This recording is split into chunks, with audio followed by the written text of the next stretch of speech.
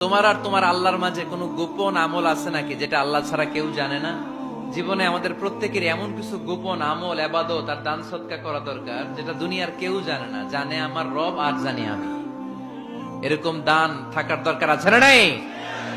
তোমার জীবনে এমন কোন গোপন সদাকা আছে নাকি যেটা আল্লাহ ছাড়া কেউ দেখেনি? এই গোপন সদাকাটা আল্লাহ খুব পছন্দ করে। এখানে মাদ্রাসা, আজকে আমার ভাই অমুক ভাই দিবেন 2 লক্ষ টাকা, বলেন মারহাবা।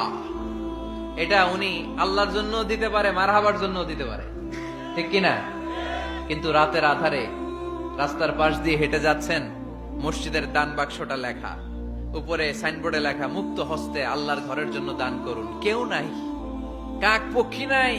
রাত বাজে 2টা, হঠাৎ করে পকেট থেকে 1000 টাকার বা 100 টাকার কচকচে নোটটা আপনি দান করে দিলেন। ওই দানটা 1 কোটি টাকার দানের চেয়েও বড় দান। কারণ দুনিয়ার কেউ তখন দেখে নাই, দেখেছে কে? কেউ যেটা দেখে না সেটা দেখে কে? কেউ যেটা জানে না সেটা জানে কে?